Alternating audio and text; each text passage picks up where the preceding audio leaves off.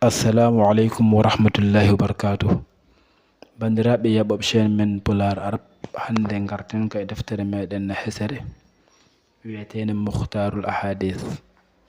Nde deftere haalata jangginten ko hadiseje. Aɗa ñaage si a suwa wadde abonné chaine batta abonné ngam binden amin karoje mbawa hen hebde ɗon e ɗon. Kono ni si ka jiɗɗo jangude defte walla arab aɗa wawi jokkodirde numéro amen WhatsApp peñawo ɗono. Aywa بسم الله الرحمن الرحيم الحمد لله رب العزة والجلال واسع الكرم العظيم الإفضال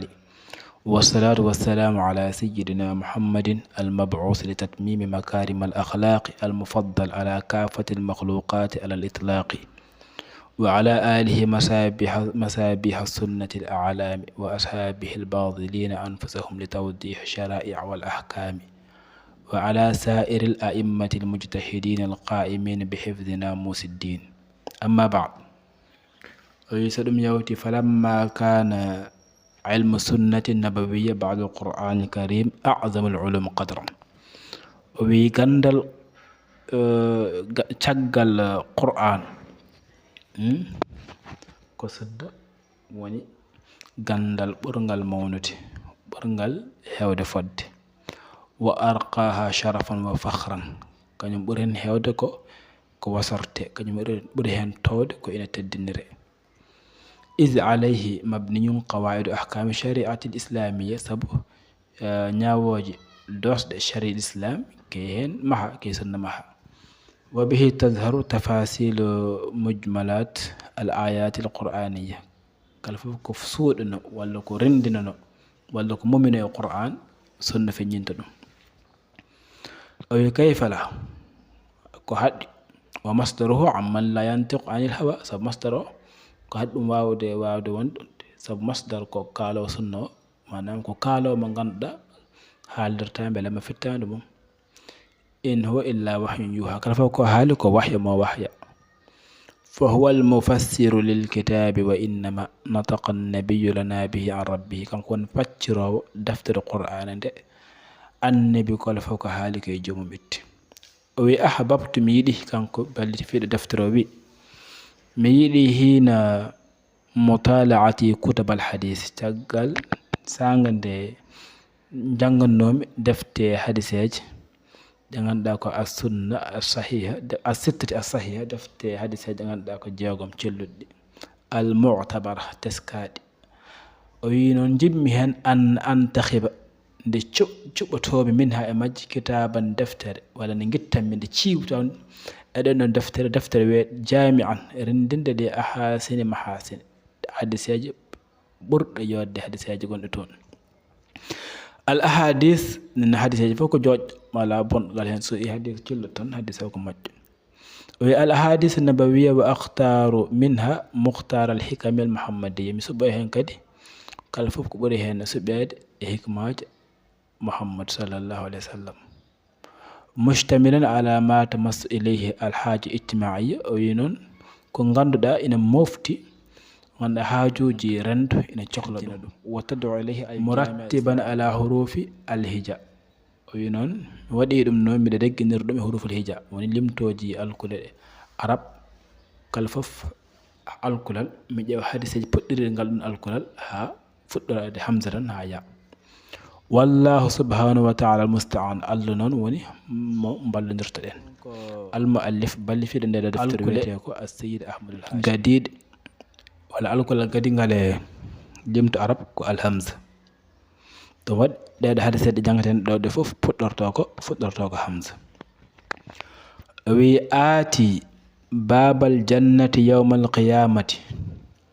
fa astaftihu فيقول الخازن من أنت فأقول محمد فيقول بك أمرت ألا أفتح لأحد قبلك النبي صلى الله عليه وسلم بمي أر دمر الجنة نينا يوم القيامة مي أدتنا مي دبير يدبانغال أدتي فيقول الخازن manam dena gonɗo e demangal hasin garño wiya man an to hol an fa aqul muhammad o min mi woni muhammad fa yaqulu dena o demangal wiya bika umirtu ko an tan jamirami alla aftaha li ahadin qablak ni wasanta ndemi udditanta hay goto ko adima manam ngal damal ko an adato hen nadde an adato udditanede ngal rawahu ahmad an anas wi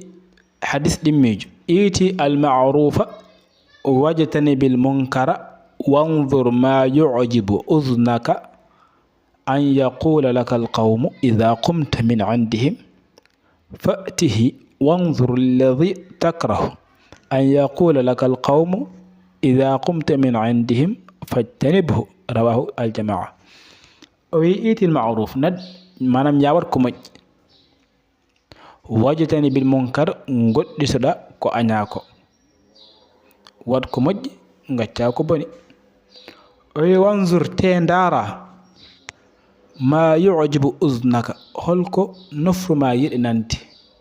an yaqula lakal qawmu ne yimɓe ɓe mbiyatma ɗum ya ƴeew ko yimɓe mbiyatma ko ganduɗa ɗum ene welma iza qumta min indihim sa ummiɓe ɗo maɓɓe a wonde yimɓe ha ɓoya ummima ɗon holko jiɗɗa ɓe kaala caggal maɗa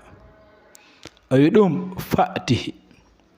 ya wat ɗum kala fof ko jiɗɗa yimɓe kaalde ma tan ya wat ko wayi noon sa waɗi ko moƴƴi yimɓe kaalema ko moƴƴi sa waɗi ko boni yimɓe kaalema ko boni o wi kadi wanzurilladi ya ndar teskoɗa nden hunde ganduɗa takrahu an yaqula lakal qawm a yiɗa yimɓe ɓe mbima ɗum aɗa andi no yimɓe ɓe mbiyatma ɗum iza qumta min indihim sa ummima ɗo maɓɓe ɗo takrahu an yaqula lakal qawm ya ƴeew ko ganduɗa aɗa añi yimɓe ɓe ene mbima ɗum iza qumta min indihim sa ummima ɗo maɓɓe ɗo fajtanib ko goɗɗiɗɗa ɗum o yiɗi jangguinde en ɗo kala foof ko jiɗɗa ko ganduɗa ɗum so tawi a nani aɗa johire ɗum mettatama ya gollo ɗum ya wat ɗum kala foof noon ko ganduɗa aɗa yiɗi a yiɗa ñohirede ɗum caggal maɗa haalne ɗum caggal maɗa hata wat saabu yimɓeɓe ko so tawi yimɓe kaalema ko fewani firti ko an waɗi ko fewani saabu tawi jomum waɗema ko haalnima ko fewani ede an a waɗano ɗum musatama kono noon hadisa jangguinte en tan kala foof no yimɓe jiiruma tan ko noon jaggirtuma so tawi an ka baɗo ko moƴƴi sa ummimi ɗo yimɓe ñohantuma ko moƴƴi so tawi an ka baɗo ko boni sa ummimi ɗo yimɓe ñohantuma koko boni aywa o wi afatul ilmi an nisyanu wa idaatuhu an tuhadditha bihi gayra ahlihi o wi afatul ilmi musiba gandal ko ina lora bonna gandal an nisyanu ko yejjidde mi andi kono mi yejjiti ɗum koko larata koko bonnata gandal wa idaatuhu bonnude ɗum noon ko an tuhadditha bihi kone kalanta ɗum gayra ahlihi ɓe gona yimɓe mum ɓe ganduɗa ɓe jiiɗa gandal ganda voleur gandal saɗa haalde mumen firti an gonɗa ko bonnude gandal o wi afatu diini ko ina bonna diine salasa gueɗe tati faqihun fajir wa imamun jair wa mujtahidun jahil mo ganduɗa ɓeeɗo so tawi ɓe gone diine e bonna ɗum koɓe tato won faqihun fajir neɗɗo mo ganduɗa ko pamɗo diine kono noon ko fasiq manam rewata ko janggi koko jangi ha pari kono ko jangi to hutorta ko ɗum o wiyete faqihun fajir wa imamun jair imam mo ganduɗa ko imam gardiɗo kono noon rewani lawol onne kadi ko bonnowo jeeyaka e bonnoɓe diine kono noon kadi mujtahidun jahil neɗɗo mo ganduɗa kanko tinniɗo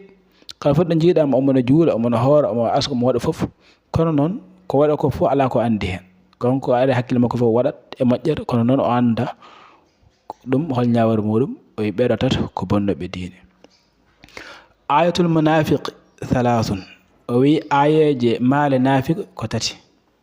sa yiɗi andude nafique walla sa yiɗi andude kaari beele jogui maale nafique ha walla ala ɗum ɗen ɗon maale ko tati sa yi ɗum e neɗɗo tan andu wonde won aya won maale wotere wonde e neɗɗo ha nde jomum ɗacci ɗum fof sa ɗacci ɗum ganda maale ɗe ɗo iwi hen so wi noon fof rendi e makko noon andu o kam ko nafique 100%.